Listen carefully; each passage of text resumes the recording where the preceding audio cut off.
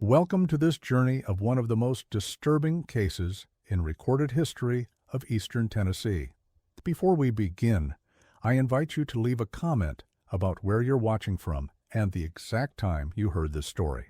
We're interested in knowing where and at what times of day or night these documented accounts arrive. In the foothills of the Smoky Mountains, along the winding paths of what is now Cherokee National Forest, there once stood a homestead that local records have seemingly tried to erase. The Ravenwood name appears in county tax documents from 1847 to 1883, then vanishes completely, as if intentionally struck from memory. What makes this peculiar is not just the sudden disappearance of all mention, but the methodical way in which the family was excised from official records. The thoroughness suggests not oversight, but deliberate action, an institutional determination that some histories should not be preserved. The story begins in Morgan County, Tennessee, spring of 1883. A traveling photographer named Theodore Ambrose arrived at the county seat of Wartburg, documenting rural life for a commission from Eastern newspaper publishers. In his journal, recovered decades later in 1954 during a university archival project, Ambrose describes being warned away from the northeastern territory beyond Frozen Head Mountain. The locals regard the Ravenwood property with unusual disdain, he wrote. When pressed, they attribute their unease to the brothers' reclusiveness, though something in their manners suggests deeper concerns left unspoken. Ambrose noted the curious way conversations would halt when he mentioned his intention to photograph the more remote homesteads. The innkeeper in Wartburg, initially hospitable, became noticeably reserved upon learning of Ambrose's planned route. He suggested alternative locations with peculiar insistence, Ambrose recorded, offering justifications that contradicted his earlier descriptions of the region's natural beauty. What Ambrose discovered would remain hidden for nearly 8 decades. The tale of the Ravenwood brothers represents something uniquely American, a darkness born not of supernatural origins, but of isolation, ambition, and the particular madness that can grow in the shadows of progress. It speaks to the price of unrestrained scientific pursuit and the complicity of communities that choose not to see what unfolds in their remote corners. The Ravenwood homestead was established in 1847 by Jeremiah Ravenwood, a Boston-educated physician who moved south with his wife Sarah after the birth of their twin sons, Elias and Ezekiel. The family wealth derived from lumber and coal interests, allowing them to build what was described as an unusually grand structure for the region, a 2-story colonial home with distinctive architectural features uncommon to Appalachia. County records indicate the Ravenwoods purchased nearly 800 acres, though they developed only the central portion surrounding the main house. The remainder was left deliberately wild, creating a natural barrier between their activities and neighboring properties. Local newspapers from the period described Jeremiah as a gentleman physician of considerable education and progressive ideas, though they note his reluctance to participate in community affairs beyond providing medical services. According to county records, Sarah Ravenwood died in 1861, allegedly from typhoid, though Ambrose's investigation would later cast doubt on this official account. A notation in church records, partially erased but still legible under appropriate lighting, indicates the local minister declined to officiate her funeral, an unusual circumstance never publicly explained. What is certain is that following her death, Jeremiah withdrew further from society, focusing exclusively on educating his sons in medicine, anatomy, and what he called the scientific exploration of human potential. Several residents interviewed by Ambrose recalled the boys' unusual education. Rather than attending the local school or receiving conventional tutoring, they were subjected to what one neighbor described as relentless instruction at all hours. Another mentioned seeing lights in the Ravenwood study well past midnight and hearing what sounded like recitation continuing until dawn. A former household employee, speaking on condition of anonymity, claimed Jeremiah required his sons to perform surgical procedures on animals from an early age, insisting on precision that seemed excessive even for medical training. By 1883, Jeremiah had passed, leaving the brothers, now in their 30s, alone on the isolated property. They were rarely seen in Wartburg or neighboring communities, sending hired men for supplies and conducting what limited business they maintained through intermediaries. Local accounts captured in Ambrose's journal describe them as identical in appearance, yet opposite in disposition. Elias, notably taciturn and severe. Ezekiel displaying what was described as an unsettling eagerness to please. The few who had direct dealings with the brothers noted their unusual manner of interaction. They would often complete each other's sentences or communicate without speaking at all, suggesting a connection beyond ordinary sibling rapport. More disquieting were reports that they sometimes seemed to exchange personalities, with each brother adopting the other's characteristic behaviors without acknowledgement or explanation. The brothers maintained their father's medical practice in a limited capacity, occasionally treating patients from remote mountain communities who couldn't reach the doctors in larger settlements. Their reputation, however, was decidedly mixed. Some accounts speak of remarkable recoveries, while others hint at patients who never returned home. A local midwife interviewed by Ambrose recalled bringing a woman with complicated pregnancy complications to the Ravenwood house in 1880. They took her inside while I waited in the carriage, she reported. Hours later, Ezekiel, or perhaps it was Elias, I could never distinguish them, informed me the woman had died, but they had saved the infant through an emergency procedure. When I asked to see the body for proper preparation, they refused, claiming they had already made arrangements. The infant they presented seemed healthy, yet its eyes held an awareness no newborn should possess. It was a drought in the summer of 1883 that ultimately brought Theodore Ambrose to their door. Seeking shelter from an unexpected storm, the photographer arrived at the Ravenwood property, where his reception would set in motion a series of discoveries that Morgan County would spend generations trying to forget. Ambrose's journal entries from August 1883 describe the home's exterior as immaculately maintained, yet oddly devoid of the usual signs of habitation. No laundry hung to dry, no livestock visible in the adjacent fields, no smoke from kitchen fires. The front garden, once presumably vibrant, had been transformed into rows of unfamiliar plants that Ambrose, despite his considerable botanical knowledge, could not identify. The specimens appear deliberately arranged according to some system beyond conventional taxonomy, he wrote. Each bears a numerical designation on a small metal marker, with symbols I cannot decipher.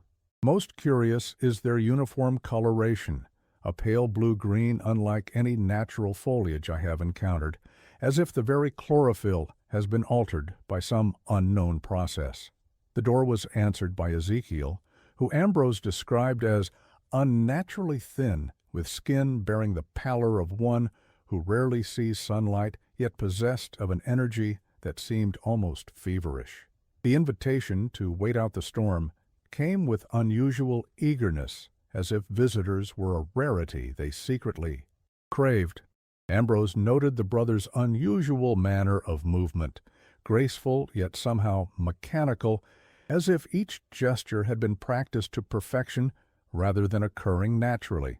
He also observed that despite the man's apparent enthusiasm, his expressions changed with unnatural abruptness, shifting from animation to stillness with no intermediate transition, like a lantern being suddenly shuttered. The interior of the home defied Ambrose's expectations. While the entryway and parlor maintained the appearance of a distinguished dwelling, he noted peculiar modifications. Heavy drapery separated rooms rather than doors.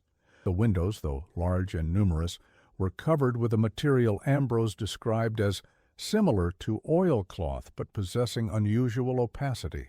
Most striking was the silence, a quality so complete that Ambrose found himself speaking in whispers without conscious intent. "The usual creaks and settlements of a wooden structure are entirely absent," he recorded. "Even my footsteps, despite the hardwood flooring, produced no sound." When I commented on this peculiarity, my host merely smiled and suggested that true silence is the necessary foundation for important work.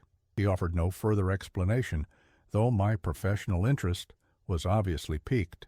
Ezekiel explained that his brother was engaged in research and apologized for his absence. When asked about their medical practice, he became animated, speaking rapidly about their father's pioneering work and their own efforts to extend human understanding beyond conventional limitations. The explanation was delivered with such intensity that Ambrose recorded feeling simultaneously fascinated and unsettled. He spoke of consciousness as something that might be preserved independently of its physical vessel. Ambrose wrote, "When I suggested such concepts bordered on the metaphysical rather than medical, his response was disturbing in its certainty. The distinction exists only in the minds of those who lack vision. We have moved beyond such artificial boundaries." The conversation was interrupted by a sound that Ambrose described simply as wrong. Not loud, but distinctly out of place in the silent home. It emanated from behind a heavy curtain, leading to what he presumed was a hallway to other rooms. Ezekiel's reaction was immediate and severe. His expression transformed, pleasantries abandoned, as he insisted the storm had passed, and Ambrose must leave at once. Ambrose noted the peculiar quality of the sound. It resembled a human voice, yet lacked all natural variation or inflection.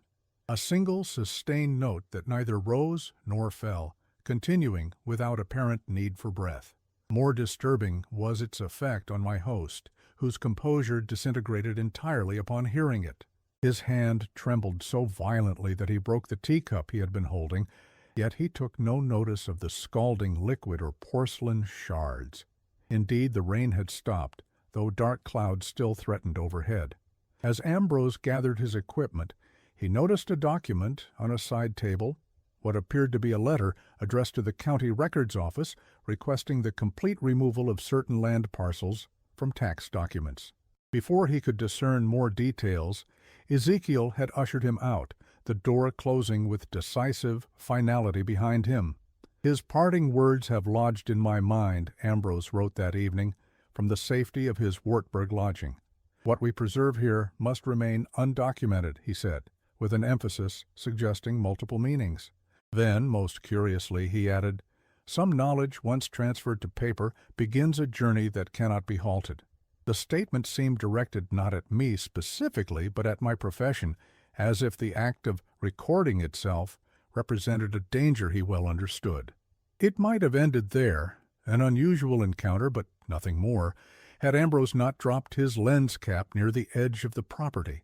As he retrieved it, he noticed a path leading to a structure behind the main house, partially visible through the trees. His curiosity overcoming caution, he approached what proved to be a secondary building, smaller than the house but substantial, with the appearance of a workshop or laboratory. The structure featured several unusual elements that caught Ambrose's professional eye. Unlike the main house's traditional colonial design, this building incorporated modern industrial features, ventilation systems resembling those in advanced manufacturing facilities, windows of unusual thickness set at precise intervals, and what appeared to be a sophisticated lock mechanism on its single metal door. Most notable was the complete absence of sound surrounding it, despite visible evidence of activity within, moving shadows beyond the opaque windows, and a subtle vibration in the ground, suggesting operating machinery. What happened next is documented with uncharacteristic brevity in Ambrose's journal. The window revealed sights no sane mind could reconcile with human decency. I shall not describe what I witnessed, for my hand trembles at the mere recollection. I know only that I must alert the authorities, though I fear they will think me mad. The abrupt shift in Ambrose's typically detailed documentation suggests profound disturbance. The subsequent pages show physical evidence of his distress: ink blots, uncharacteristic handwriting variations, and several false starts to sentences never completed. One partial notation, heavily crossed out but still partially legible, mentions glass containers and movement without possible life, though the context remains unclear. The following entries detail Ambrose's unsuccessful attempts to convince local law enforcement to investigate the Ravenwood property. The sheriff, a man named Isaiah Harding, dismissed his concerns, explaining that the Ravenwoods were respected physicians whose father had treated his own family. Ambrose's status as an outsider undermined his credibility, and his refusal to explicitly state what he had seen, either due to caution or trauma, further weakened his case. During this meeting, Ambrose noted several concerning details about Sheriff Harding's behavior. His dismissal came too quickly, as if prepared in advance of my arrival, he wrote. When I persisted, mentioning specific details of the laboratory structure, his manner changed perceptibly, not toward greater concern regarding my allegations, but rather increased anxiety about my knowledge of the property layout. He asked repeatedly how long I had remained after being asked to leave, and whether anyone had observed my exploration. These questions suggest awareness beyond what an innocent party would possess. Before departing Wartburg, Ambrose made inquiries regarding previous investigations into the Ravenwood property. A clerk at the county records office, after ensuring they were alone, mentioned a surveyor who had raised concerns in 1879 after noticing unusual modifications to the property's water system. The surveyor, whose name was conspicuously absent from the official report, apparently left the county shortly afterward, abandoning equipment and outstanding payments, behavior inconsistent with his previously documented reliability. The clerk also revealed that several pages had been removed from county medical records regarding deaths in the region. The volume shows clear evidence of excision, Ambrose recorded, with thread remnants indicating deliberate removal rather than accidental damage.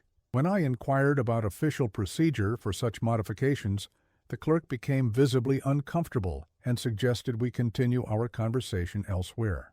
Outside the building, he advised me to abandon my inquiries, stating simply, "Some questions in Morgan County receive answers nobody should hear." Determined to gather evidence, Ambrose returned to the property 3 days later, this time approaching from the densely forested eastern boundary where surveillance would be minimal. What he found on the second visit forms the core of what would later be called the Ravenwood Incident.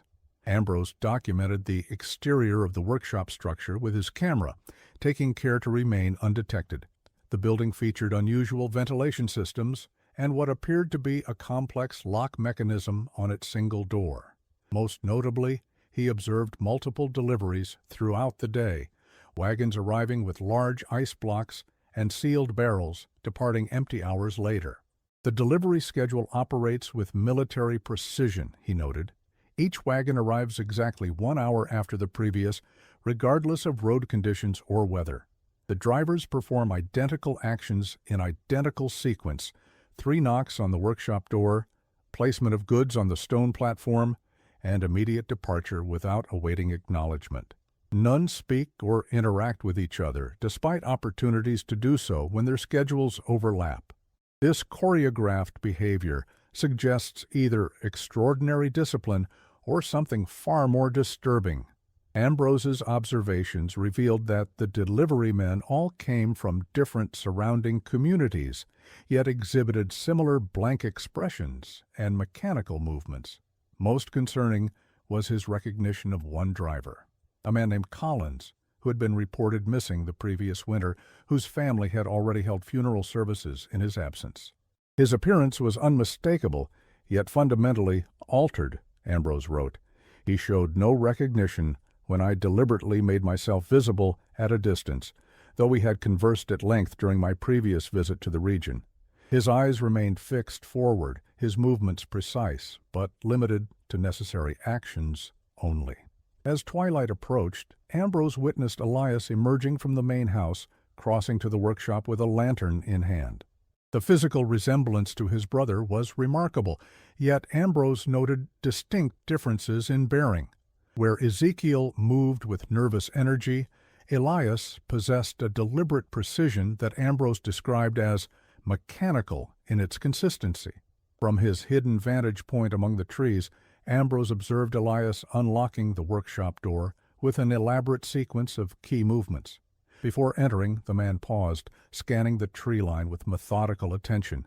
Ambrose noted the peculiar sensation that Elias knew he was being watched, but could not determine from where.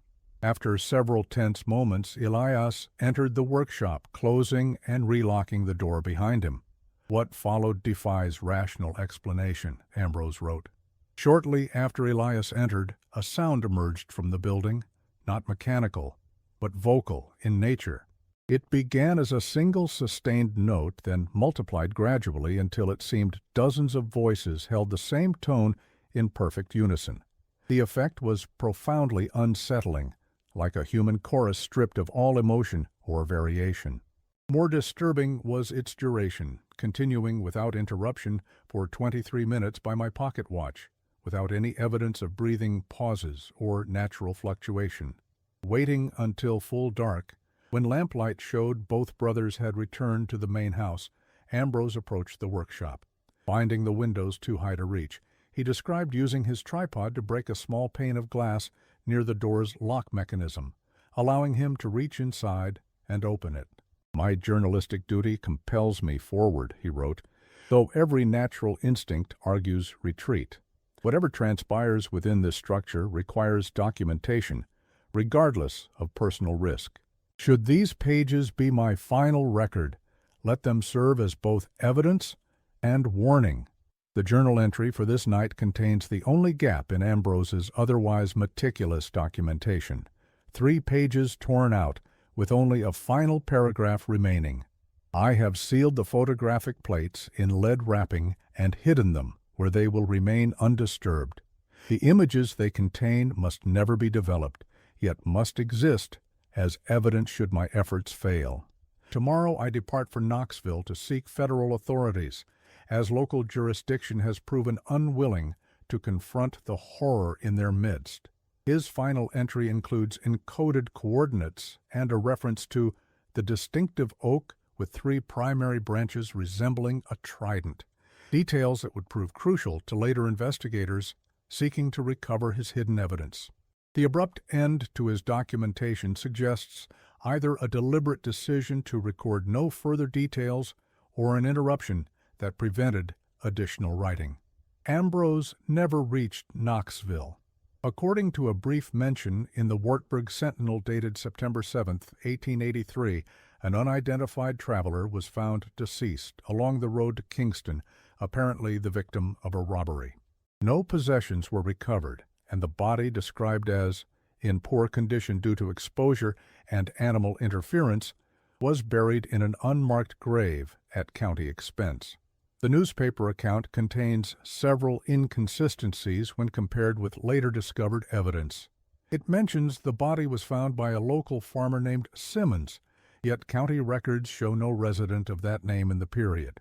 The location described places the discovery nearly 7 miles from the actual burial site later identified. Most significantly, the report claims severe decomposition prevented identification. Yet the discovery to burial timeline, indicated in county records, spans only 36 hours, insufficient for the described condition unless death had occurred significantly earlier than reported. What the newspaper account omits, but subsequent investigation would reveal, was the unusual condition of the body. The county physician's report, filed but never published, noted surgical precision in what initially appeared to be wounds from animal scavenging. Most disturbing was his observation that certain tissues showed evidence of preservation techniques, despite the body having supposedly lain exposed for several days. Dr. William Fenton, who performed the examination, recorded his professional concerns. The subject exhibits modifications inconsistent with documented medical procedures. The nervous system shows evidence of systematic reconfiguration, particularly around the brainstem and spinal column. Most concerning is the absence of expected decomposition despite the reported timeline. These anomalies suggest human intervention of a sophisticated, yet deeply unethical nature. The investigation might have ended there, lost to history, had it not been for a devastating fire that consumed the Ravenwood property entirely on September 10, 1883. The blaze, visible for miles, drew witnesses from surrounding farms and settlements. By the time anyone reached the remote location, the buildings had been reduced to ash and stone foundations. One witness, a farmer named Joseph Miller, later described the fire's unusual characteristics to a traveling salesman who recorded the account. "It burned with a color not natural to any flame I've witnessed," Miller reported. And though there was no wind that night, the smoke moved against natural air currents, flowing downward rather than rising, as if being drawn into the earth rather than dispersing into the sky. Miller further noted that despite the fire's intensity, it remained contained to the Ravenwood structures, not spreading to the surrounding forest as would be expected during the dry conditions prevalent that summer. Most disturbing was his description of sounds emanating from the burning workshop. Not screams or crackling timber, but a continuous humming that persisted even as the roof collapsed, maintaining perfect pitch despite the destruction surrounding it. No human remains were recovered from the site. The brothers were presumed to have perished, though the absence of bodies fueled speculation. Most curious was the discovery, noted in the sheriff's report, that the property's well had been sealed with a concrete cap, an unusual and seemingly recent modification that defied explanation. The official explanation, recorded in county documents, attributed the sealing to concerns about water contamination following the fire. However, this account is contradicted by several witness statements indicating the concrete cap was in place before the blaze began. Additionally, the material analysis later performed on fragments suggests the concrete had cured for at least 48 hours prior to the fire, rendering the official timeline impossible. Following the fire, county records show an unusual series of administrative actions. All Ravenwood property was reclassified as state land with restrictions preventing sale or development. Tax records were amended, removing previous entries dating back to the property's establishment. Even church registries show evidence of modification, with baptismal records for the twins seemingly removed from the bound volumes. This methodical erasure might have been completely successful had Theodore Ambrose not taken precautions. The lead-wrapped photographic plates mentioned in his journal remained hidden for decades, concealed within a hollow section of a distinctive oak tree he had photographed earlier in his journey through Morgan County. In 1954, Dr. Lillian Montgomery, a historian researching early medical practices in Appalachia, discovered Ambrose's journals in the archives of the Tennessee Historical Society. Her subsequent search for the photographer's final resting place led her to the unmarked grave in Kingston, where exhumation revealed trauma inconsistent with robbery, specifically evidence of precisely administered surgical procedures performed peri-mortem. The exhumation report filed by Dr. James Whitaker of the University of Tennessee Medical School described anomalies that defied conventional medical understanding. The subject's tissues show evidence of chemical preservation initiated prior to death, he wrote. Most concerning are modifications to the nervous system that suggest deliberate reconfiguration rather than injury. The precision of the interventions indicates sophisticated medical knowledge, yet the purpose remains inexplicable by any therapeutic standard. Dr. Whitaker noted particular attention had been paid to the vagus nerve and brain stem, with evidence of foreign material implantation along neural pathways. The modifications appear designed to maintain neural activity independent of normal biological functions, he observed. More concerning is evidence suggesting these interventions were conducted while the subject remained conscious, with no indication of conventional anesthesia use. Most disturbing was Whitaker's observation regarding cellular activity. Despite the significant time elapsed since death, certain neural tissues exhibit inexplicable electrical potential when stimulated. This phenomenon defies current understanding of cellular deterioration and suggests a preservation method unknown to conventional medicine. Montgomery's persistence eventually led to the discovery of Ambrose's hidden photographic plates. The images, when finally developed after 70 years, depicted what Montgomery described in her unpublished manuscript as a systematic scientific horror, not the work of deranged minds, but something far more disturbing, the methodical exploration of human limits by rational intellects unbound by moral constraint. The photographs showed the interior of the workshop, transformed into what could only be described as an experimental medical facility decades ahead of its time. Detailed diagrams covered the walls, alongside cabinets filled with preserved specimens and labeled compounds. Most disturbing were the restraint devices, ingeniously designed to secure subjects in various positions for extended periods. Montgomery's detailed analysis of the images identified equipment that would not become standard in medical facilities until the early 20th century. Particularly notable were glass containers connected to a complex system of tubes and valves, designed apparently for fluid circulation. Her consultation with medical specialists suggested the apparatus resembled primitive life support systems, though far more advanced than anything documented from that period. The central chamber contained 7 glass cylinders, Montgomery wrote, each housing what appeared to be a human subject in various states of modification. The preservation medium glowed faintly, suggesting chemical properties beyond conventional embalming solutions. Most disturbing were indications of consciousness in the subjects, eye movement tracking the camera, and what appeared to be attempts at communication despite the absence of functioning respiratory systems. The photographs also revealed detailed anatomical diagrams unlike any found in conventional medical texts of the era. These focused extensively on the human nervous system, with particular emphasis on the brainstem and what appeared to be methodical modifications to neural pathways. Annotations visible in the images employed a symbolic language that Montgomery spent months attempting to decipher, eventually concluding it was a proprietary notation system developed specifically to document the brothers' research. The diagrams suggest an attempt to create alternative pathways for consciousness, she noted. The modifications appear designed to bypass conventional biological requirements while maintaining cognitive function. Most concerning is evidence suggesting successful implementation of these theories, as documented in sequential photographs showing subjects at various stages of what the brothers termed transcendence.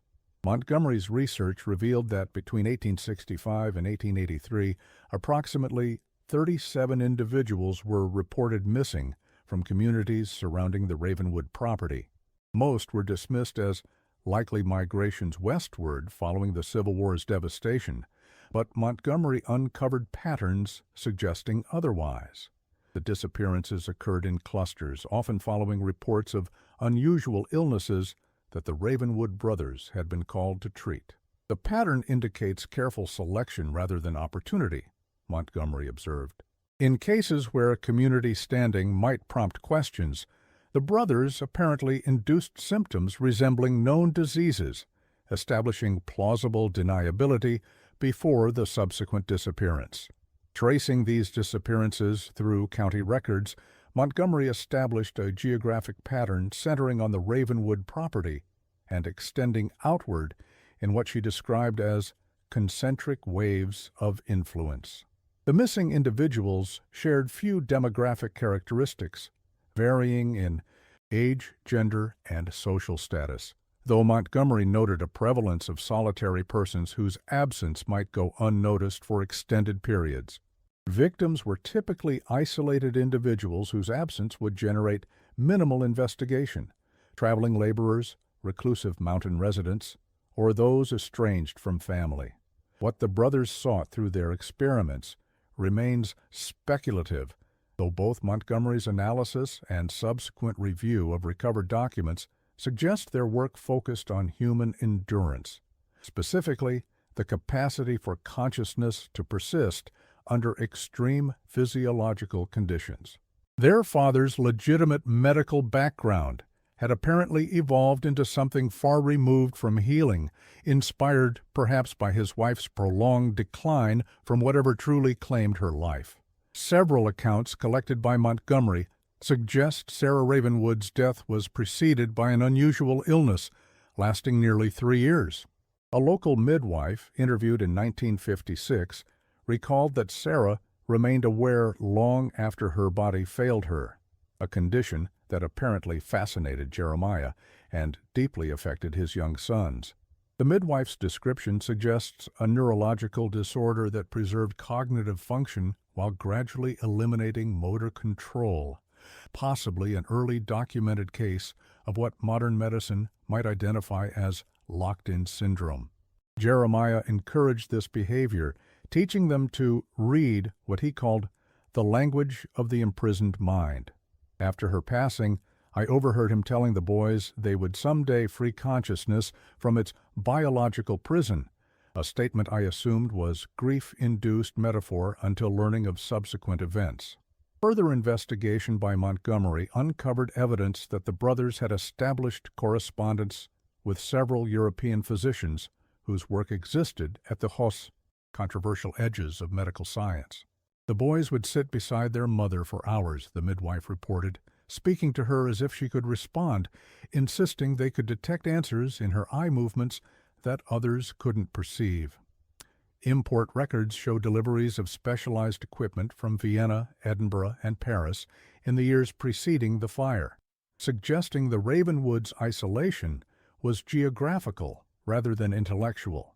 Of particular note was their apparent connection to Dr. Anton Reichmann of Vienna, whose controversial research into neural preservation following physical death had resulted in his dismissal from the Vienna Medical Society in 1878. Reichmann subsequently disappeared from public record, though shipping manifests show medical equipment addressed to him being delivered to a port in Baltimore in 1880, then transported to Tennessee via railway. Montgomery discovered partial correspondence between Reichmann and the Ravenwoods, recovered from a university archive where it had been misfiled. The letters discuss sustained consciousness independent of traditional vital functions and methods to extend the observable period between biological and true death. Most concerning is Reichmann's reference to your father's pioneering work, suggesting Jeremiah Ravenwood had established the theoretical foundation for whatever procedures his sons eventually implemented. Most disturbing was Montgomery's discovery of a partial manuscript recovered from a metal box excavated near the property's former root cellar in 1957. The document, authored by Elias Ravenwood, outlined theories regarding what he termed suspended animation, techniques to maintain human subjects in states between life and death for purposes of scientific observation. The manuscript contains detailed observations of unnamed subjects and their responses to various procedures. The clinical language cannot disguise the fundamental horror of the described experiments, which apparently sought to extend the threshold between life and death, creating what Elias called a sustained liminal state in which consciousness persists despite physiological cessation. One passage, extensively quoted in Montgomery's research, describes a particularly disturbing achievement. Subject 23 maintains full awareness despite complete cardiovascular suspension. Pupillary response confirms cognitive processing, while the modified nervous system continues to function independently of conventional biological requirements. Most remarkable is subject's ability to perceive and record sensory input without traditional organic intermediaries. We have effectively separated consciousness from its corporeal dependencies. The document details progressive refinements to what the brothers termed the preservation process, with notations regarding failed attempts and subsequent modifications. Early subjects reportedly survived only hours in their suspended state, with later iterations extending this period to weeks and eventually months. Most disturbing is the suggestion that with sufficient refinement, the state might be sustained indefinitely, creating what Elias termed a new category of existence, neither conventionally alive nor truly dead, but perpetually conscious in perfect suspension. The implications of this passage troubled Montgomery deeply. Her notes question whether the brothers had actually achieved a method for sustaining human consciousness beyond biological function, or if their documentation represented delusion or deliberate falsification. Her consultations with neurologists and physiologists from various universities yielded no consensus, though several expressed disturbing interest in obtaining the original research materials. The brothers appear to have developed techniques for maintaining neural activity after cessation of other biological functions, wrote Dr. Harold Merritt of Johns Hopkins in response to Montgomery's inquiry. While conventional science would dismiss such claims as impossible, the precision of their documentation and the advanced nature of their apparent methodology suggest results that, while ethically abhorrent, may represent a genuine scientific breakthrough in our understanding of consciousness and its biological dependencies. Montgomery's investigation ended abruptly in 1959. Her manuscript, nearly complete, was never published.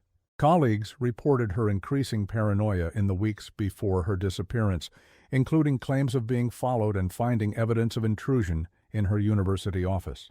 A thorough police investigation yielded no suspects or leads.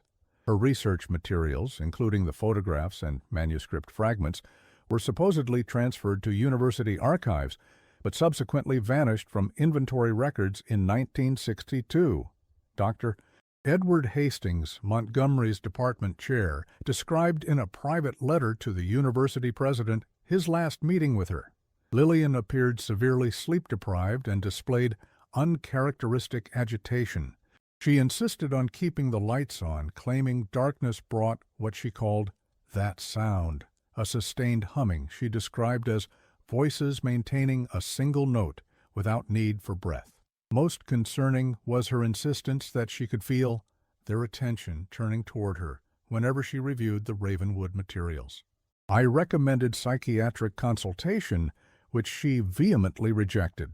Hastings noted Montgomery's claim that certain photographs, when viewed under specific lighting conditions, revealed details invisible under normal observation.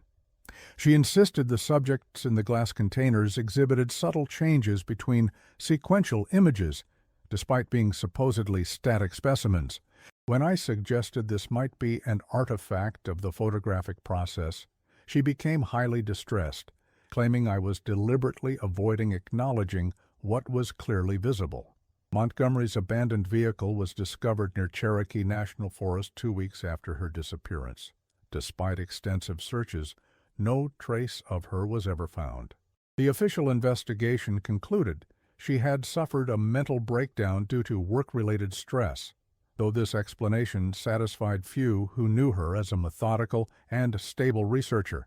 Most concerning was the discovery, made after the case was officially closed, that Montgomery had established a pattern of leaving identical sealed envelopes with multiple colleagues across several institutions.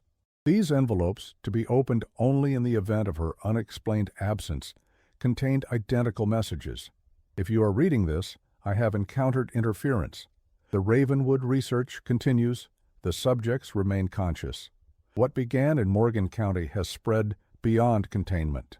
Destroy all materials immediately. The final documented chapter of this story comes from Samuel Thornton, a geological surveyor who visited the former Ravenwood property in 1968 as part of an assessment for potential national forest expansion. His official report contains standard observations regarding soil composition, water table levels, and timber quality. However, a personal letter sent to his supervisor, discovered during office renovations in 1978, describes an unsettling experience. I must report something outside the scope of our geological assessment. While taking core samples near the original foundation stones, my equipment struck metal approximately 6 feet below grade. Further excavation revealed what appears to be a sealed iron door set into a concrete structure extending beyond our test perimeter. The construction suggests a substantial subterranean space predating the recorded structures. I suspended investigation after detecting an unusual odor emanating from around the door's edges. I've resealed the excavation and marked the coordinates.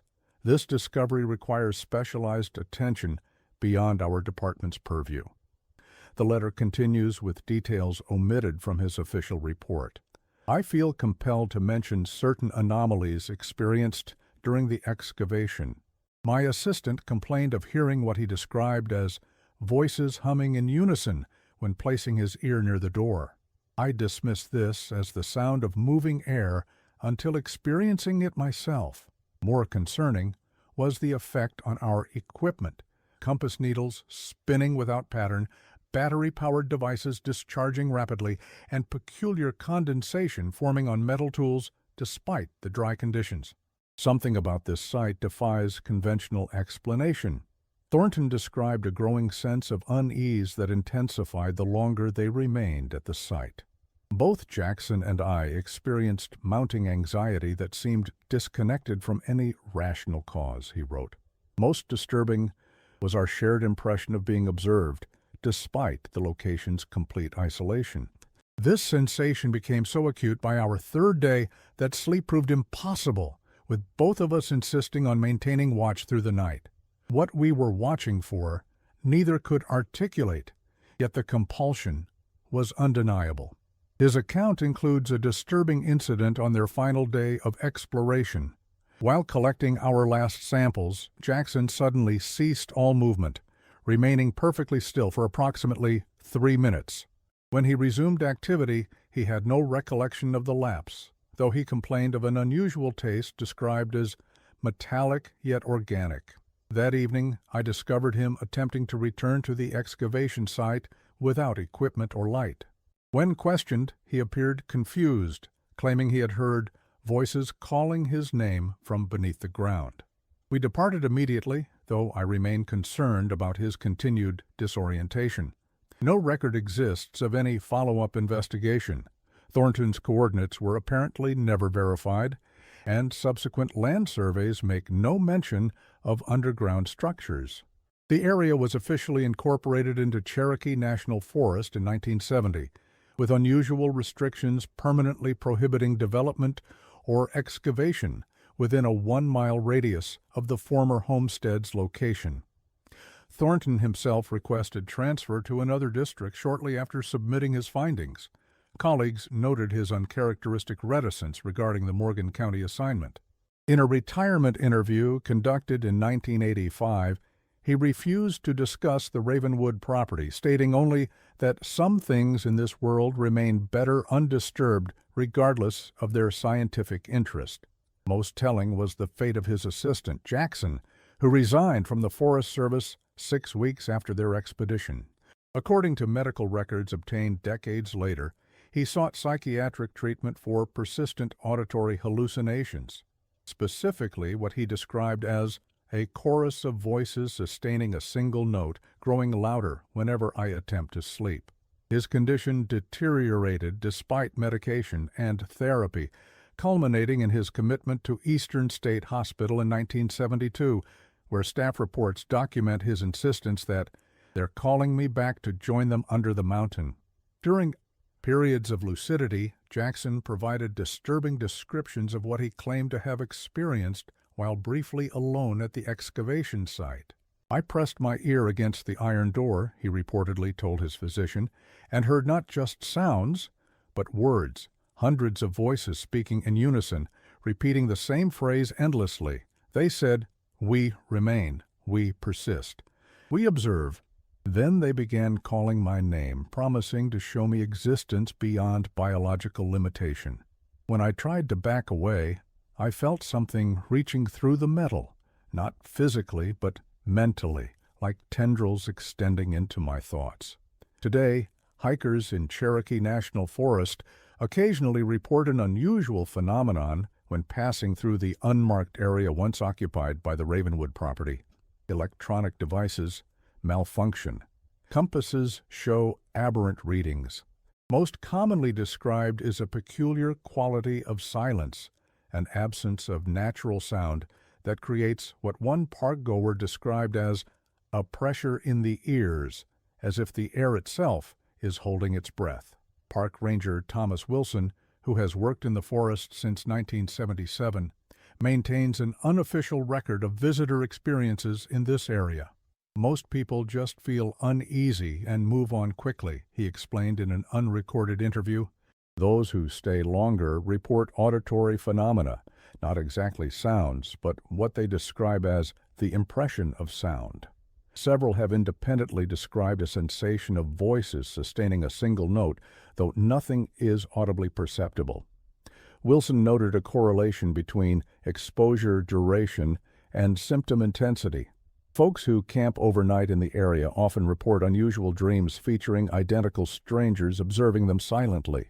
Some experience sleep paralysis accompanied by the sensation of being studied. Most disturbing are the cases where hikers develop what appears to be sleepwalking behavior, attempting to locate something they can't identify while in a semi-conscious state. In 1982, a university geology student conducting independent research spent 3 consecutive nights in the restricted area, despite posted warnings against extended stays. His journal, recovered after his disappearance, describes progressive anomalies in his perception and cognition. Night 1 brought unusual dreams, he wrote. By night 2, I began experiencing what I can only describe as bleed-through, moments where I perceive something occupying the same space as visible reality, like a transparency laid over my normal vision. Most unsettling is the growing certainty that I'm being evaluated by multiple consciousnesses working in concert. His final entry, dated April 17th, reads simply, "They've explained everything. The brothers succeeded beyond their expectations. What exists beneath isn't death or life, but something far more elegant. Consciousness preserved in perfect harmony, free from biological decline. They've invited me to document the transition process. I'll leave this journal for others to find." The experiment continues. The subjects persist. The door remains. Forest rangers dismiss these accounts as typical disorientation experienced by inexperienced hikers in densely wooded terrain. Official trail maps now route all paths well clear of the location, attributing the deviation to habitat protection for endangered species. When pressed about restricted access to certain areas, Park Service officials cite various justifications: unstable ground conditions, sensitive archaeological sites, protected wildlife habitats, though documentation supporting these designations proves curiously difficult to locate in public records.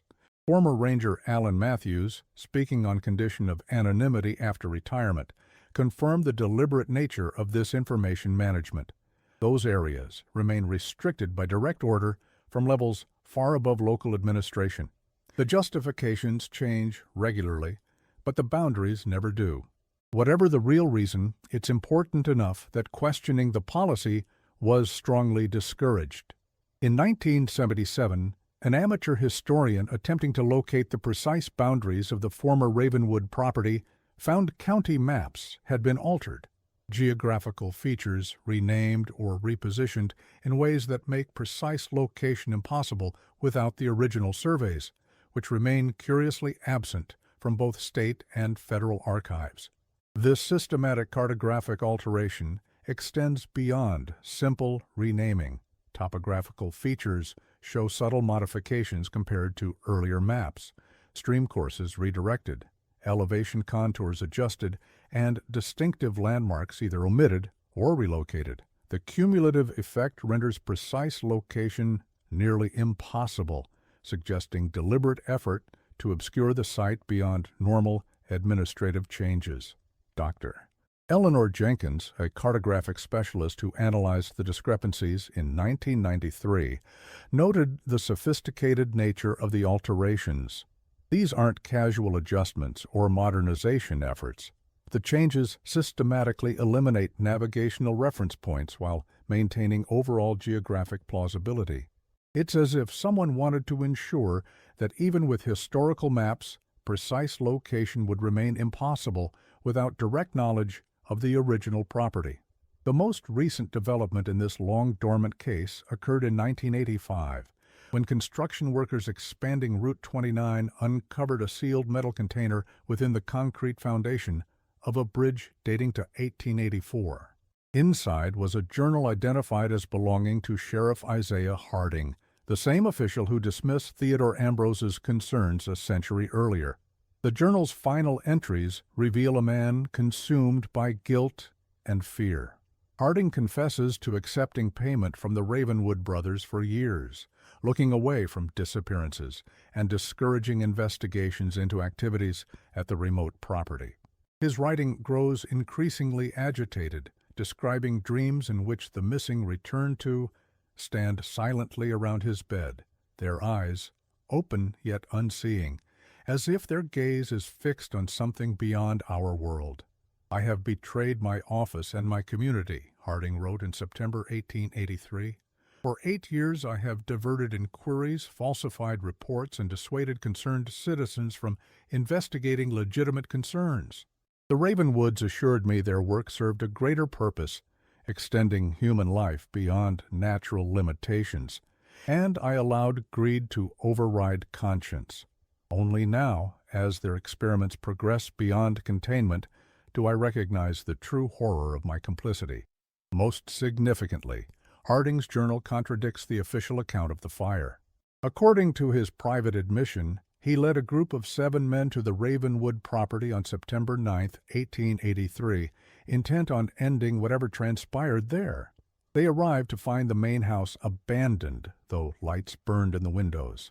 In the workshop, they discovered evidence of the brothers' experiments that left even hardened men retching and weeping like children. Harding's description of the workshop interior matches elements visible in Ambrose's photographs, while adding disturbing details. The central chamber contained multiple stations, each equipped with devices for restraint and what appeared to be medical apparatus, he wrote. Logbooks detailed procedures performed on subjects identified only by numbers. Most troubling were glass containers housing what can only be described as portions of human anatomy, sustained somehow in fluid that glowed faintly in the lamplight. Along the western wall stood 7 cylindrical chambers, each containing what initially appeared to be complete human bodies suspended in luminescent fluid, he continued. Closer inspection revealed extensive surgical modifications, relocated organs, external mechanical supplements to internal systems, and most disturbing evidence of consciousness despite the impossibility of conventional life functions. Their eyes tracked our movements with unmistakable awareness, while their modified anatomies rendered traditional biological processes obsolete. Most disturbing was Harding's description of the subterranean level, accessed through a trapdoor beneath a surgical table. He writes, "The chamber below contained row upon row of narrow cabinets, each sealed with brass fixtures of unusual design. From within emanated sounds no human throat should produce, not screams, but something far worse, a low, continuous humming, as if dozens of voices were sustaining a single note without need for breath." His account describes the man's horror upon opening one of these cabinets. Inside was a man reported missing some 18 months prior. His body was connected to a complex apparatus of tubes and reservoirs. Though his chest neither rose nor fell, his eyes tracked our movements with unmistakable awareness. When Johnson reached to disconnect the tubes, the subject's expression registered something beyond fear, a silent pleading we could not interpret as either desire for release or continuation.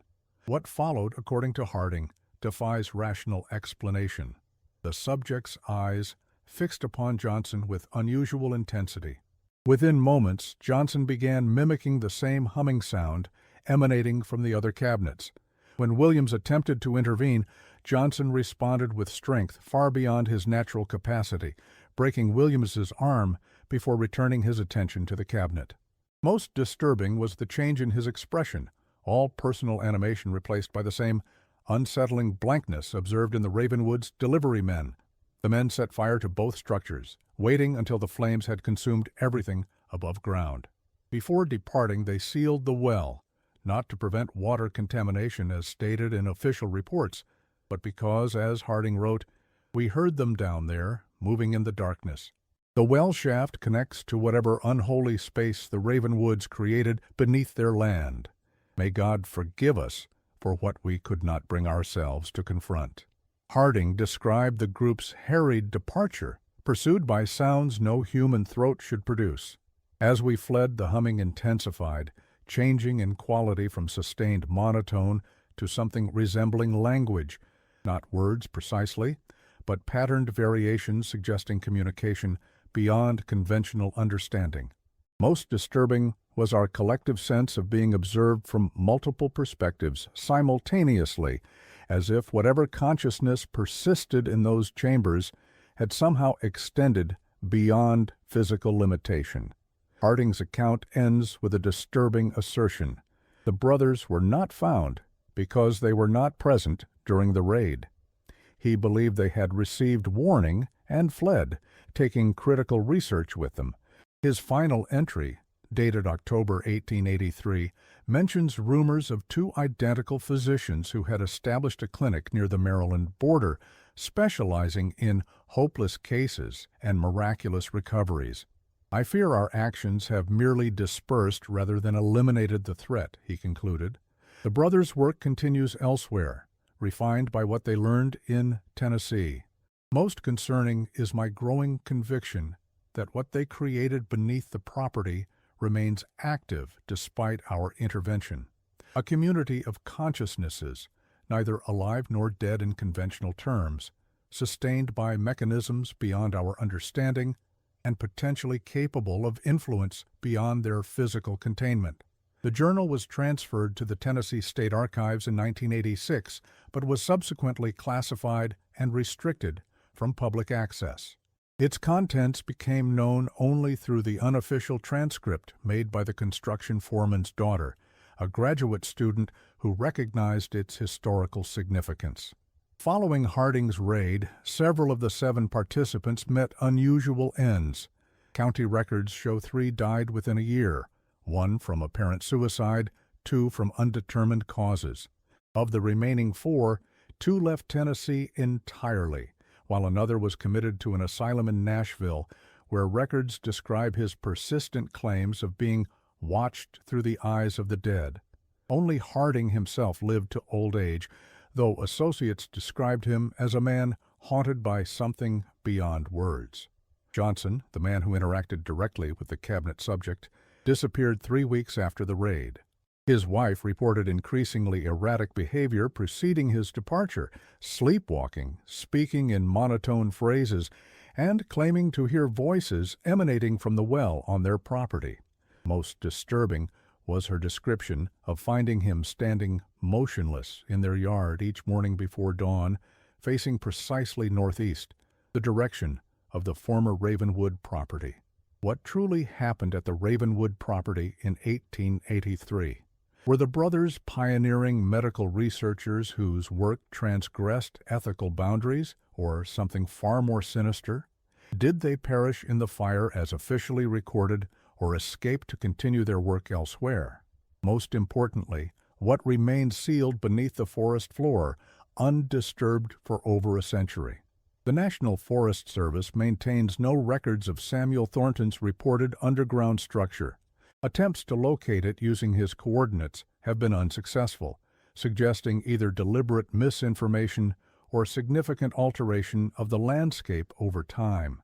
Geological surveys conducted in 1997 using ground-penetrating radar showed inconclusive anomalies but led to no excavations. Dr. Margaret Chen, who participated in the radar survey, noted unusual interference patterns that complicated data interpretation. The readings suggested a substantial subterranean structure, she reported, but exhibited atypical signal degradation that prevented clear imaging. More curious was the progressive electronic equipment failure we experienced. 3 different radar units malfunctioned in identical patterns, despite being different models from different manufacturers. Chen also documented unusual physiological effects experienced by team members during the survey. Several researchers reported auditory phenomena despite objective silence in the area, she wrote. 2 team members developed persistent headaches localized behind the eyes, while another experienced what he described as momentary perceptual shifts, brief episodes where familiar objects or colleagues appeared subtly altered. Most concerning was the collective difficulty maintaining focus on the primary objective, with team members repeatedly finding themselves engaged in unrelated activities without clear recollection of changing tasks. A former Forest Service administrator, speaking on condition of anonymity in 2002, claimed knowledge of a confidential directive regarding the area. There is an understanding that certain sections of the forest remain undisturbed, he stated. No archaeological surveys, no resource extraction, not even routine maintenance. The explanation varies: endangered species protection, historical preservation, unstable geological conditions, but the boundaries never change, and they correspond to no natural or administrative feature. The administrator described an unusual pattern of personnel reassignment following accidental incursions into the restricted zone. Anyone who spends significant time in those areas tends to be quickly transferred elsewhere, he explained. There's no official documentation of this policy, but it's understood at management levels. More concerning are the cases where rangers report unusual experiences, equipment failure, disorientation, auditory phenomena, which are systematically omitted from official reports despite standard procedures requiring documentation of all field anomalies. Perhaps most telling is the local attitude toward the Ravenwood story. Residents of Morgan County and surrounding areas display unusual reluctance to discuss the matter, despite its potential appeal as local folklore. When pressed, they typically attribute this reticence to respect for historical tragedy or disinterest in old stories. Yet visitors report an unmistakable tension arising whenever the Ravenwood name is mentioned in local establishments. This collective silence extends beyond casual conversation. Local historical societies maintain extensive archives on regional development, Civil War impacts, and industrial growth. Yet the Ravenwood property receives no mention despite its substantial size and the family's apparent wealth. County libraries contain no reference materials on the subject, and primary school history curricula skip seamlessly from the 1870s to the 1890s when discussing regional development. When journalist Robert Taylor attempted to research the Ravenwood case for a potential book in 1998, he encountered what he described as systematic obstruction disguised as assistance. Local officials provided documents with key information redacted, cited privacy concerns for families, generations removed from the events, and redirected inquiries to departments that claimed no jurisdiction. Most telling was his experience at the county records office, where an employee confided, "Some stories stay buried because digging them up causes more harm than insight." A final tenuous connection emerged in 1962 when a medical ethics investigation in Baltimore uncovered a private sanitarium operating under irregular licensing.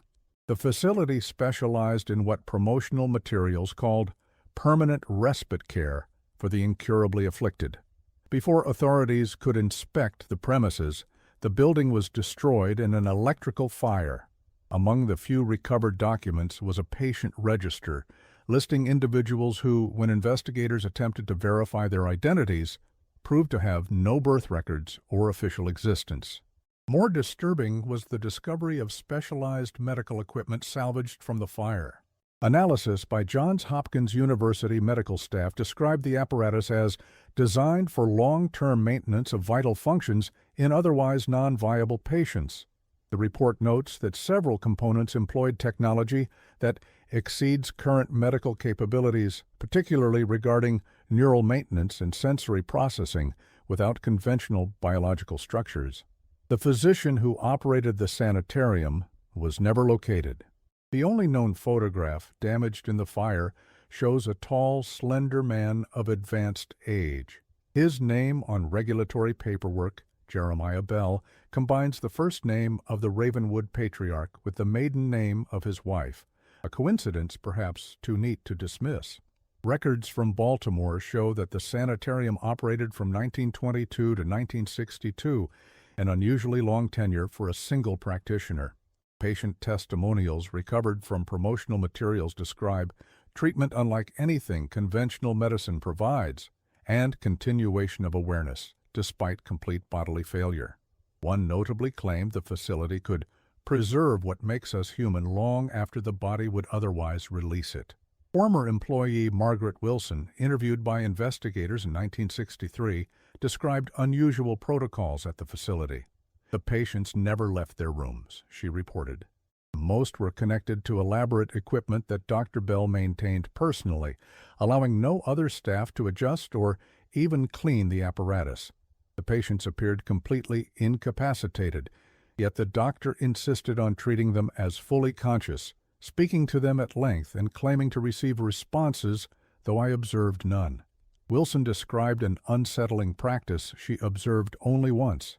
The doctor had a specific room he entered daily, remaining for exactly 1 hour. One morning I found the door unlocked and glimpsed what appeared to be a wall of small drawers, similar to safe deposit boxes. From these emanated a sound I cannot adequately describe, like dozens of voices humming in perfect unison, maintaining a single, sustained note. When Dr. Bell discovered my presence, his typical professional demeanor vanished. His threat was delivered with unusual specificity. "They know you now. They'll remember you after I'm gone." Today, the precise location of the Ravenwood property remains deliberately obscured. The land exists as an unnamed section of protected forest, indistinguishable from the surrounding wilderness. Yet local guides know which areas to avoid, and experienced hikers speak of a peculiar heaviness that discourages exploration beyond certain unmarked boundaries. Whatever evidence might remain lies beneath decades of intentional forgetting, layers of institutional silence that suggest the story of the Ravenwood brothers contains truths deemed too disturbing to preserve in accessible record. The systematic erasure of their existence speaks to a fear that transcends ordinary historical caution.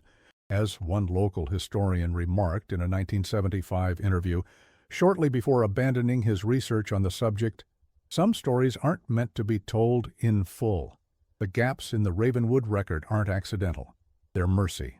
In the forests of eastern Tennessee, where the remnants of the homestead have long since returned to earth, that mercy maintains its vigil.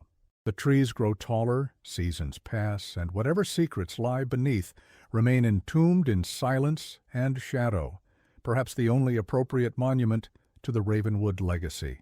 The historical record offers us fragments only, a photographer's incomplete journal, a sheriff's belated confession, a researcher's vanished evidence. From these, we can reconstruct outlines but never complete pictures. Perhaps this incompleteness is fitting for a case defined by liminality, by the blurred boundaries between science and madness, between preservation and desecration, between memory and forgetting. What Theodore Ambrose witnessed in that workshop in 1883 remains known only through implication and suggestion. What Lillian Montgomery discovered in 1954 vanished before it could enter official record. What Samuel Thornton uncovered in 1968 was reburied without investigation. These deliberate gaps in knowledge form a negative space that outlines something our collective consciousness has chosen not to preserve. In this age of information and access, the Ravenwood case represents something increasingly rare, a darkness that remains dark, a question that remains unanswered, a door that remains closed. Perhaps the most disturbing aspect of this story is not what might have happened in that remote laboratory, but the consensus agreement across generations and institutions that some knowledge is better left unrecovered. For those who venture into Cherokee National Forest, the unmarked site continues its silent vigil. The foundations have sunk beneath soil and vegetation. The sealed well, if it still exists, lies hidden beneath forest debris. Whatever structure Samuel Thornton discovered remains unexplored, its iron door unopened. But something remains. Hikers report that peculiar silence, that absence of birdsong and insect noise that seems to define a perfect circle in the otherwise vibrant forest. Electronic equipment fails. Sleep comes uneasily to those who camp nearby, filled with dreams of sustained notes just beyond human hearing range. Park records show an unusual pattern of ranger reassignments from the area. Those stationed nearby rarely request renewal of their posts, despite the sector's reputation for minimal maintenance requirements and pleasant conditions. When asked, most cited vague personal reasons rather than specific complaints. One former ranger, now living in Oregon, would say only that the forest there feels like it's paying attention to you. Not the animals or the trees, something else, something that watches from underneath. More telling is the pattern of wildlife avoidance documented in biological surveys. Species normally abundant throughout the forest demonstrate clear aversion to the area, creating what researchers term an ecological dead zone despite favorable habitat conditions. Motion-activated cameras deployed in 2009 captured no animal activity over a 6-month period, while identical equipment in control areas recorded normal wildlife patterns. Dr. James Lawson, who led the survey, noted additional anomalies. The equipment in the target area experienced power drain at 3 times the normal rate, despite identical battery types and environmental conditions. More concerning were the periodic captures of what appeared to be light anomalies, not lens flares or equipment malfunctions, but structured patterns of luminescence that moved with apparent purpose through the frame. The brothers themselves, whether they perished in 1883 or escaped to continue elsewhere, would now be long dead, even had they achieved the unnatural longevity their research reportedly sought.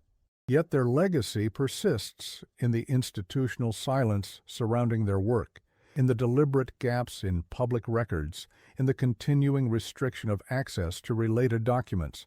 Perhaps most significant is the pattern of interrupted investigations that characterizes the Ravenwood case across generations. Theodore Ambrose in 1883, Lillian Montgomery in 1954, Samuel Thornton in 1968, Robert Taylor in 1998. Each inquiry terminated prematurely, each investigator encountering similar obstacles despite working in different eras with different resources and objectives. This consistency suggests not random circumstance, but deliberate intervention, a systematic effort to maintain what one government archivist cryptically referred to as the necessary obscurity surrounding certain historical anomalies. What began as Theodore Ambrose's chance encounter during a rainstorm revealed something considered too dangerous for public memory. The systematic erasure of the Ravenwood brothers from official record represents not just the burying of a historical tragedy, but a collective agreement to forget, as if the very knowledge of what transpired might somehow perpetuate its harm. In the end, this may be the most disturbing aspect of the Ravenwood case. Not what was discovered, but what was deliberately lost. Not what happened beneath that remote Tennessee property, but what continues to not happen. The absence of investigation, the persistence of silence, the unspoken agreement that some doors, once closed, should remain so forever. The forest grows over the remnants of the homestead. The unmarked graves in Kingston offer no testimony. The sealed records gather dust in restricted archives. And somewhere, perhaps, in the darkness beneath the forest floor, something waits, suspended between memory and forgetting, between past and present, between what was and what we choose to believe. Some stories end with resolution, others end with questions. The story of the Ravenwood brothers ends with silence, a silence that speaks volumes to those who know how to listen. A silence that suggests some horrors transcend time, some secrets resist uncovering, and some knowledge, once gained, cannot be forgotten. In the quiet shadows of Cherokee National Forest, that silence continues its vigil, undisturbed by the passing of years. And perhaps after all this time, that silence is the only appropriate monument to whatever truth lies buried beneath the lost property of Elias and Ezekiel Ravenwood.